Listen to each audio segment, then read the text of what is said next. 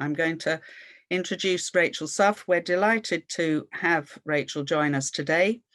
She's an expert in her field. She has written the CIPD's or authored the CIPD's report on wellbeing in the workplace.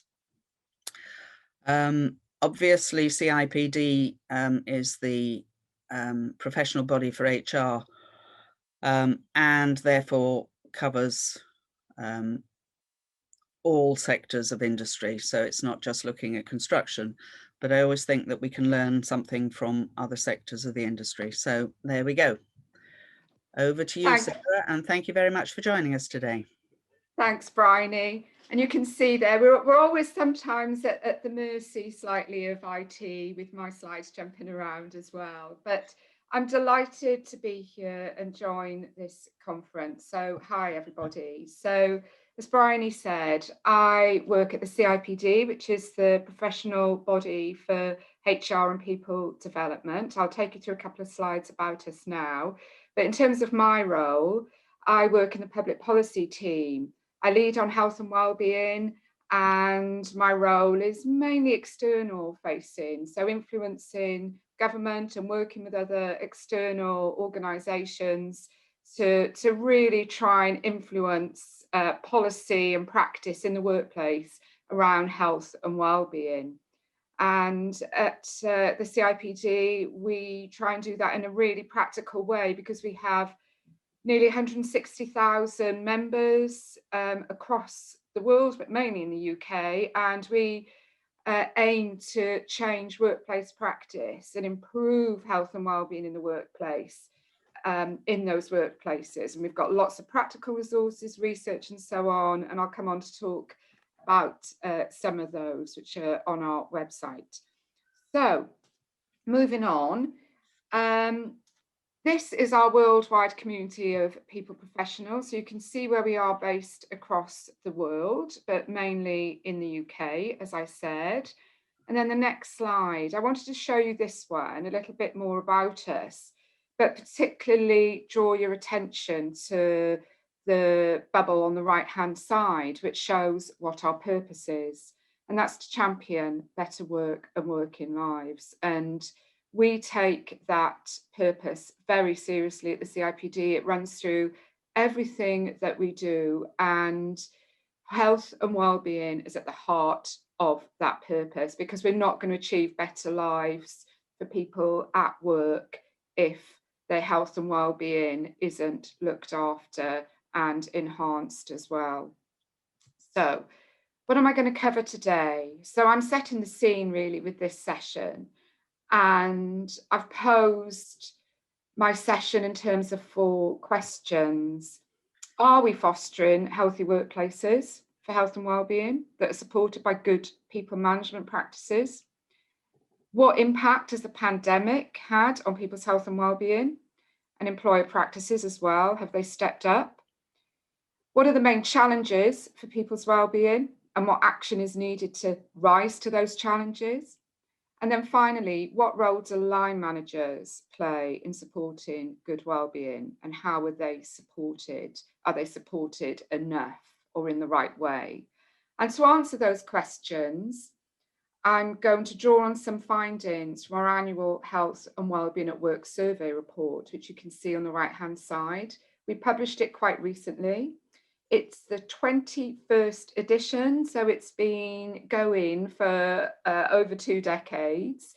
And so we've really built up a lot of trend data in terms of how organisations have been supporting people, what policies, practices, etc. they've got in place over the past 20 years. And it's through the eyes of HR professionals in the main. 700 odd organisations, nearly 3 million employees covered collectively. So a really insightful window on the world of work and health and wellbeing. Now, to give an overview, first of all, this is my first slide showing some of the findings. And we know over the last few years that more and more organisations are trying to put measures in place so that they take a holistic approach to supporting people's health and well-being. There's a growing recognition that they have responsibility for improving health and well-being.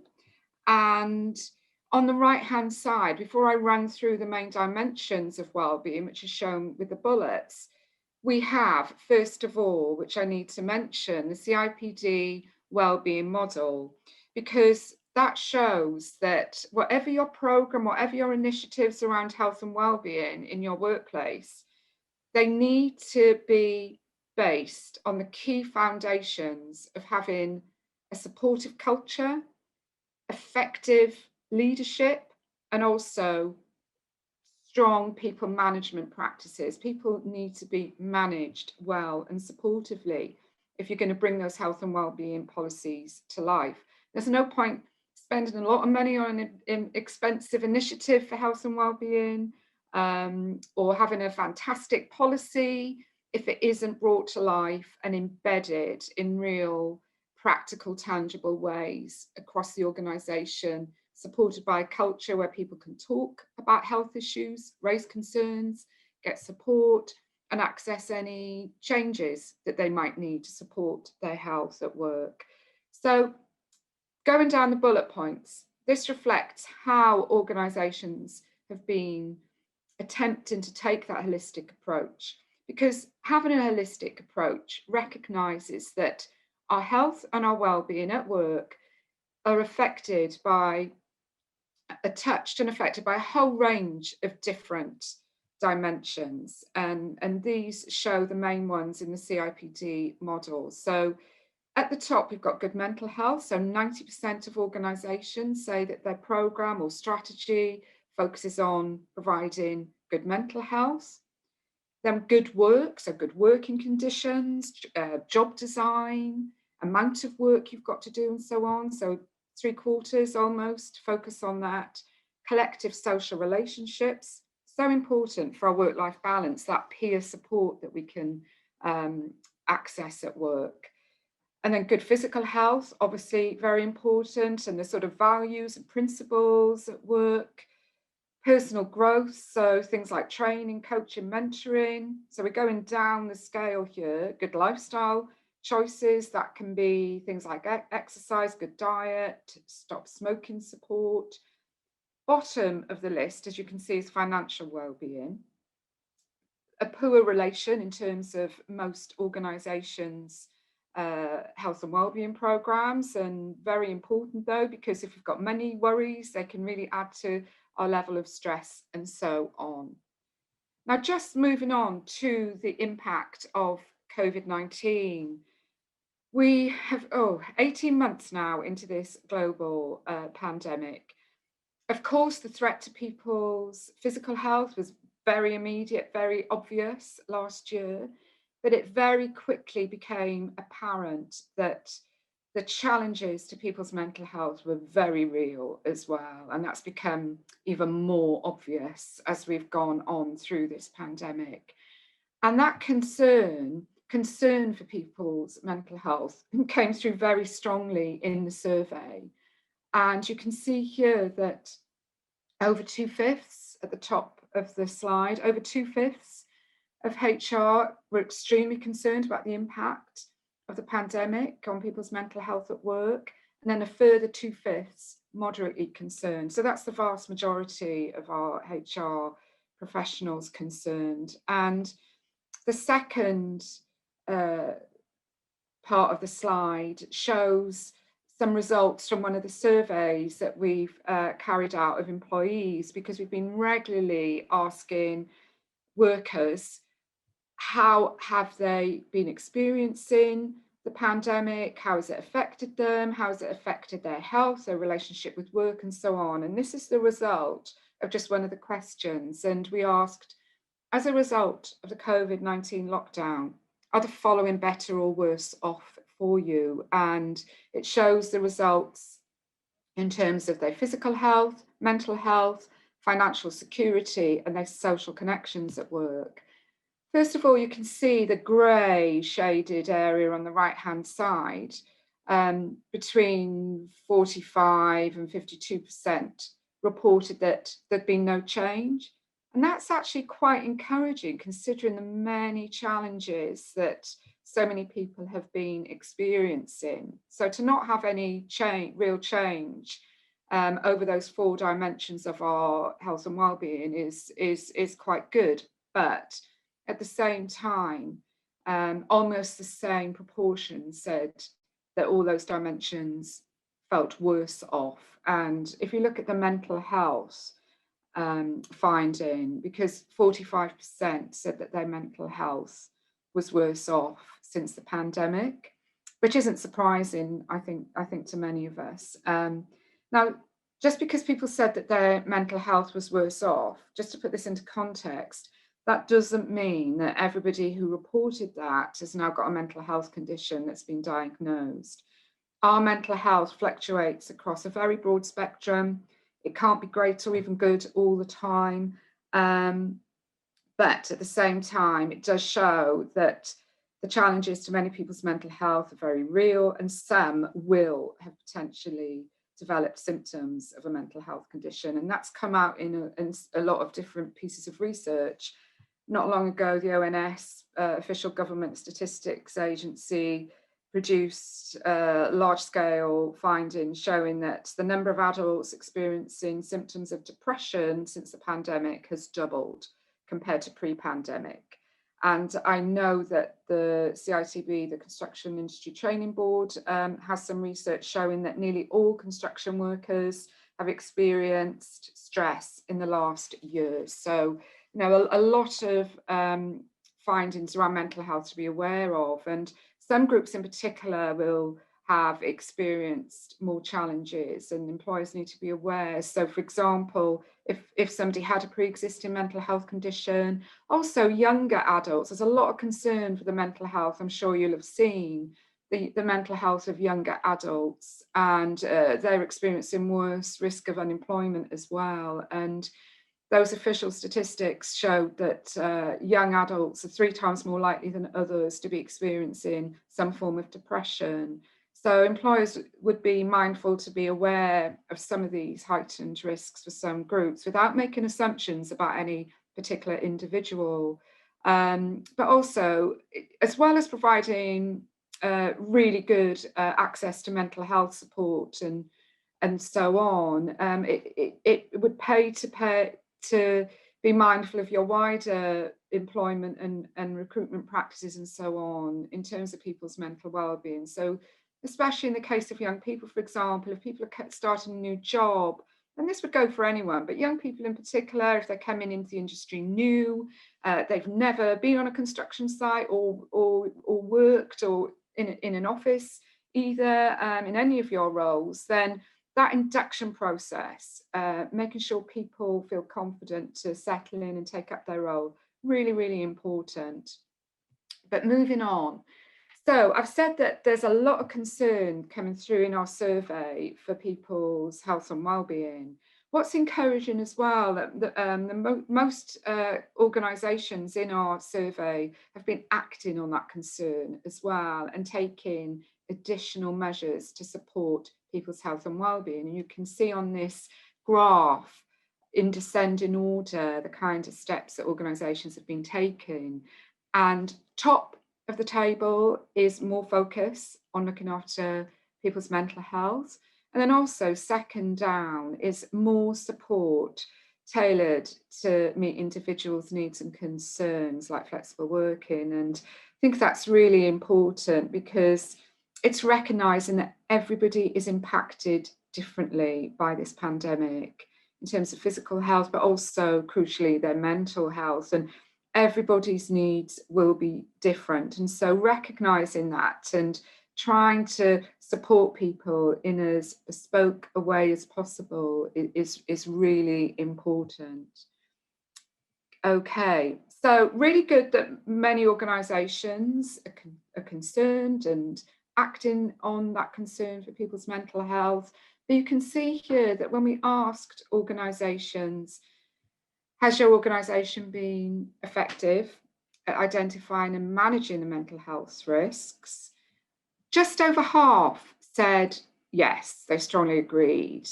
Quite a lot, almost 3 in 10, neither agreed or disagreed, so quite ambivalent, and then nearly 20% disagreed. So I think we have to address that if we want to really improve how the workplace is supporting people's mental health. And the research does suggest a number of areas where many organisations could focus more attention to improve health and well-being for people.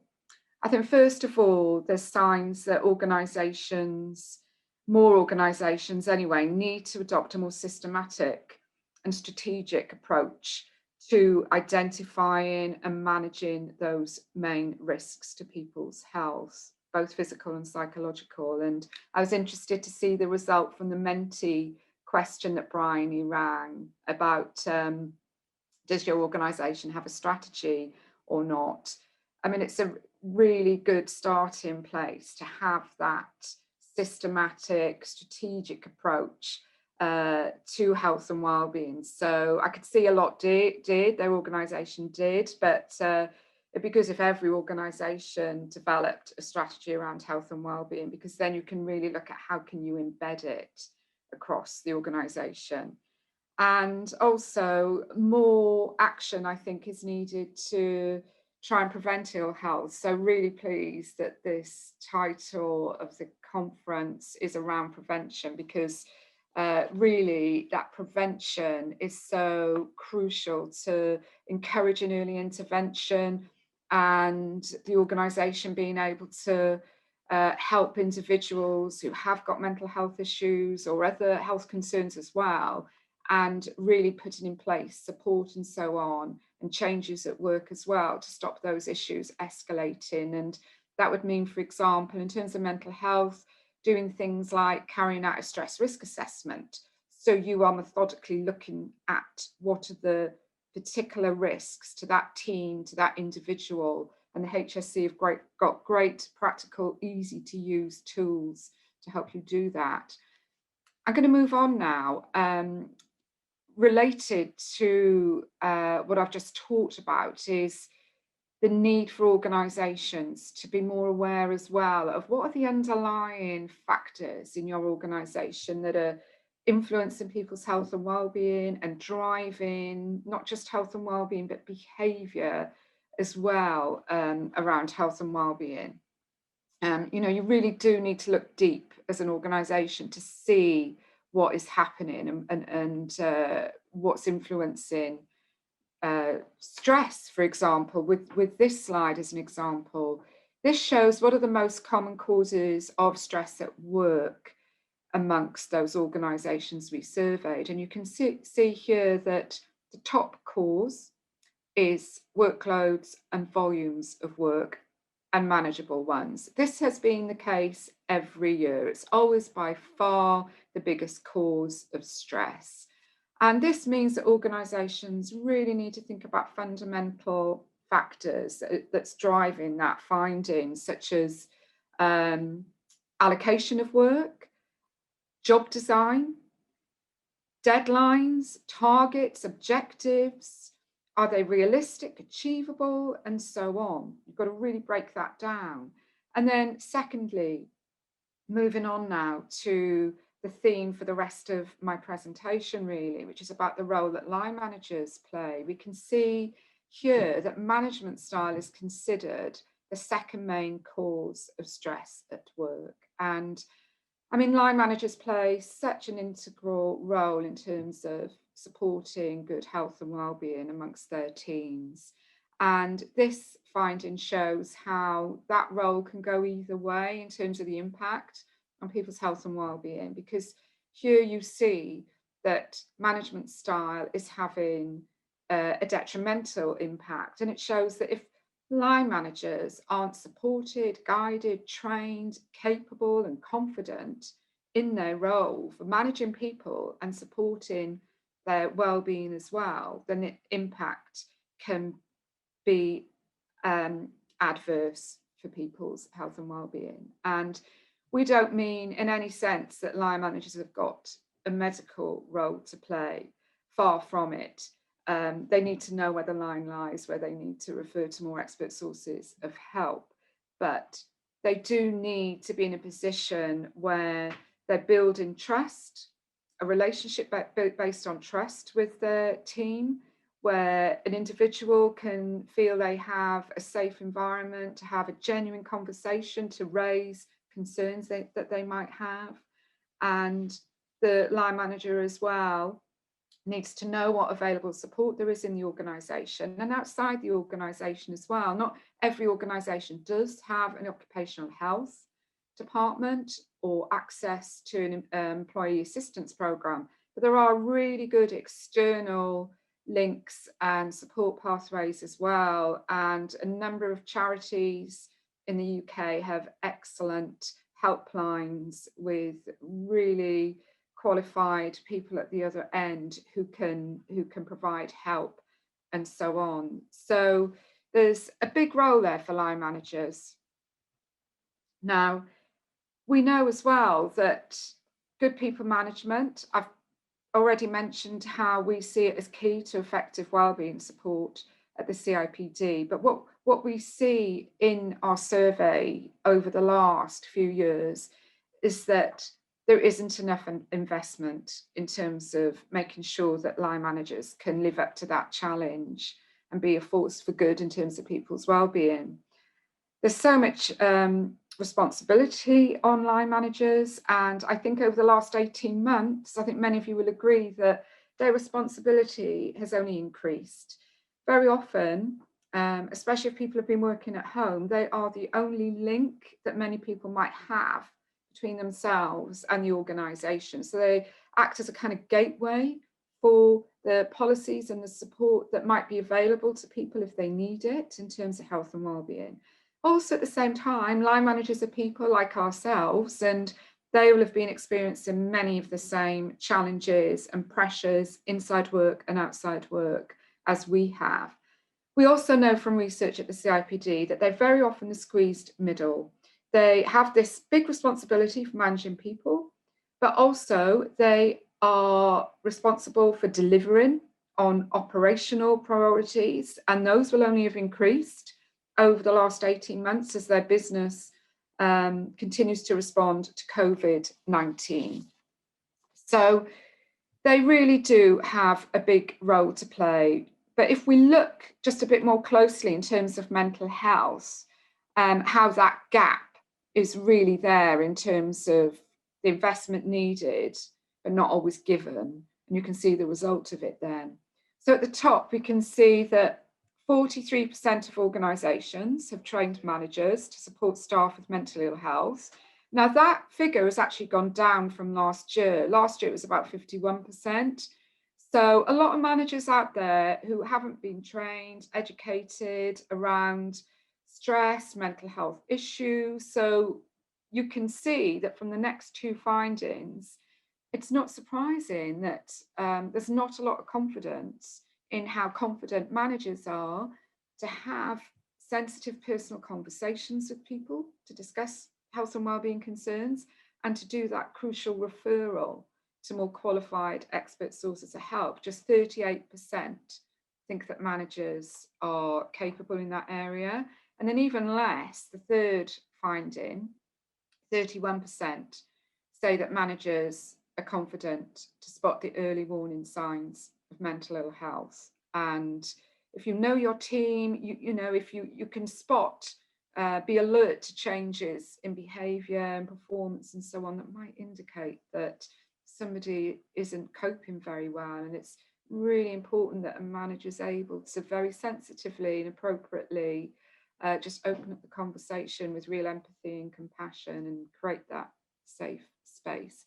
And then on the right-hand side, just another finding, again, from our employee research, we asked people, since the onset of COVID-19, has your employer or line manager checked on your health and wellbeing?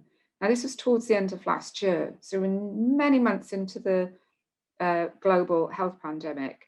2/3 of people told us, yes, my manager or employers checked on my health and wellbeing, but a third said no. So to think that nobody's asked about your health and well-being, and this was a wide-scale survey, that is disappointing. You'd have expected that somebody would have asked how you were. So room for improvement, I think. But then on a positive note, just to end my presentation, there were findings in the survey as well that give us real grounds for optimism. We have been sending out a very strong message for the past few years at the CIPD about the importance of senior leaders taking health and wellbeing seriously. Nothing will be prioritised in an organisation if the senior leadership team and the board treat it as a priority. We know that, and it would go for any initiative or any aspect of the organisation. Health and wellbeing is no exception. And senior leaders make a difference in a whole number of different ways, as we know. They will have the defining influence on the culture. They will make sure that the investment is there, not just in terms of funding for health and wellbeing initiatives and so on, but in terms of management time and so on. What we can see here is that this survey this year showed that it's really jumped, that the number of our survey respondents who said that employee wellbeing is on senior leaders' agendas has really gone up.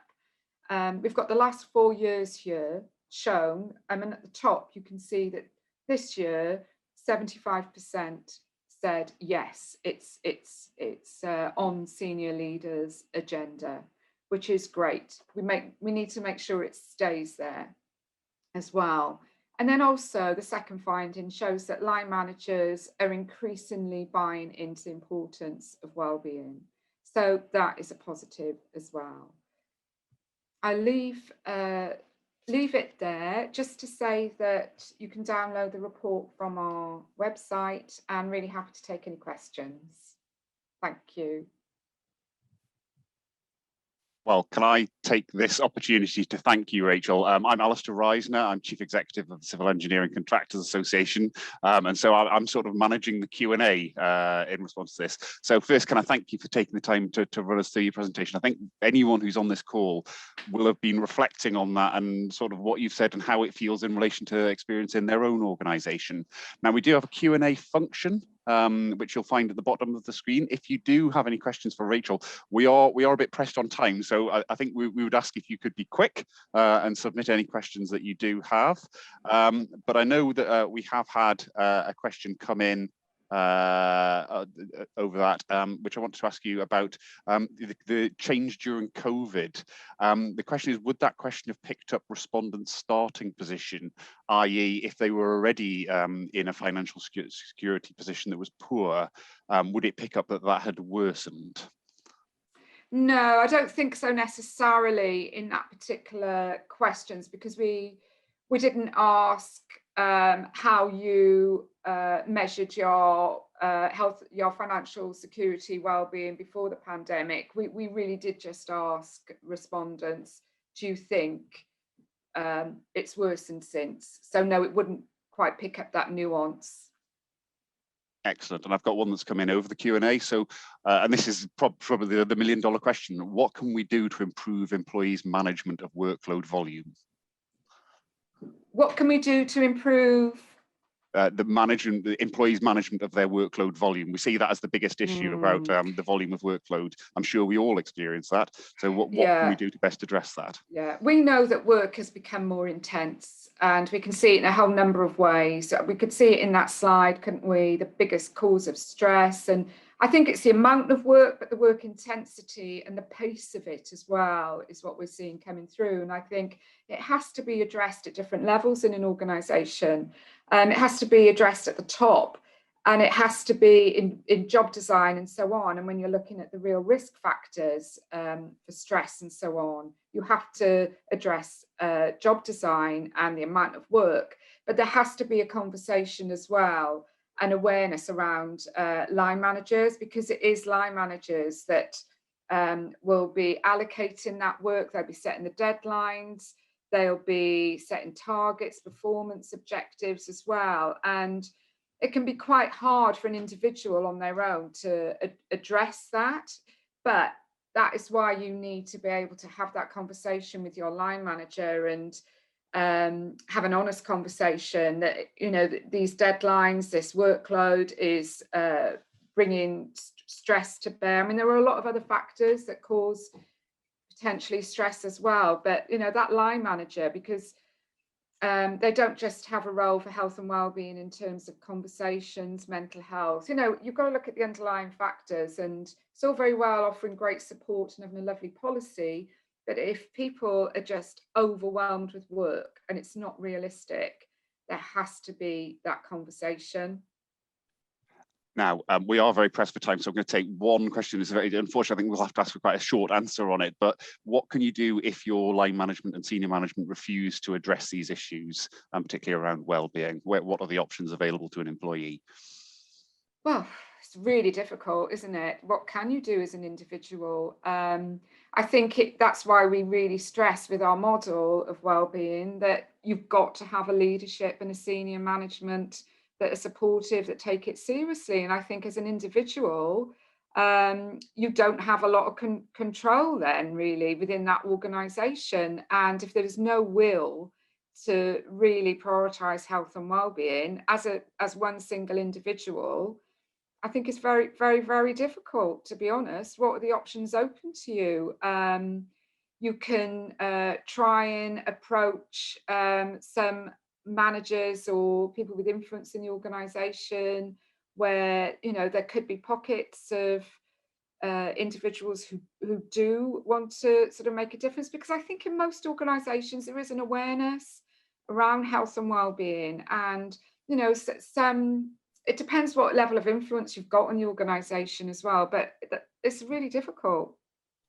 Thank you, Rachel. Now, unfortunately, that is because otherwise we'll be eating into other people's time. I am going to move us on. So thank you so much for taking the time out. For those of you who have questions that we haven't had a chance to ask, we will try and pick them up either through the Q&A function or offline.